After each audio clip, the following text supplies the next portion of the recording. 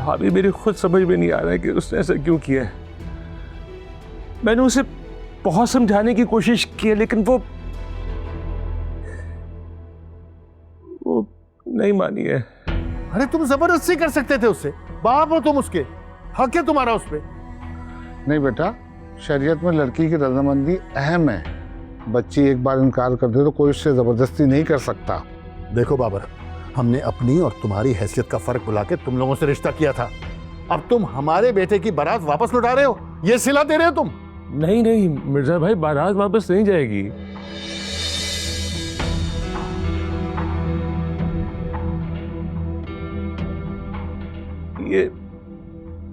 ये मेरा आपसे वादा है। अच्छा, तुम्हारी बेटी ने तो मुंह फाड़ कर मेरे बेटे से निकाह करने से इनकार कर दिया, और तुम कह रहे हो बारात वापस नहीं जाएगी है?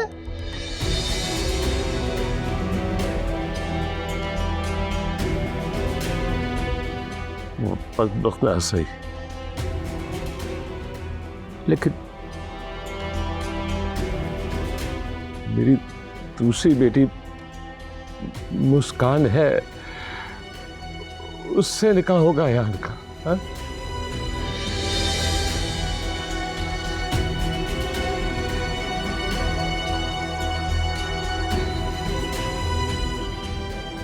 बाबर भाई, ये कैसे हो सकता है? मुस्कान की तो मंगनी हो गई है ना, उसकी सास बाहर मेहमानों के साथ बैठी है, उन्हें पता चलेगा तो बहुत हंगामा मचेगा। भाभी हम उन्हें समझा देंगे, दोस्त की फैमिली है, मान जाएंगे। लेकिन आज अगर ये बात इस कमरे से बाहर निकली ना, तो मैं कल सुबह का सूरज देखने के लिए जिंदा नहीं रहूंगा। अरे अगर मोहिनी राजी नहीं थी तो हमें पहले बता देते, हम यूं बारात लाकर जलील तो ना होते। ऊपर से तुम कह रहे हो कि मुस्कान की शादी अयान से कर दे। अरे कोई मजाक हो रहा है क्या?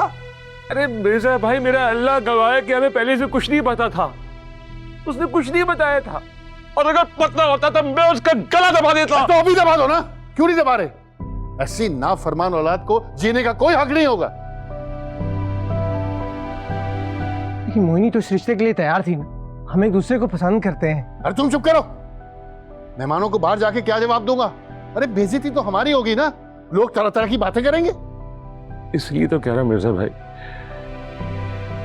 इन दोनों घरानों की इज्जत बचाने के लिए इसके सिवा कोई चारा नहीं है हमारे पास। ऐसा हरगिज नहीं होगा। मैं मुस्कान से क्यों शादी करूं जब मोहिनी मुझसे शादी करना चाहती है? आप मेरी मोहिनी से बात करवाएं, मैं उससे खुद पूछता हूँ।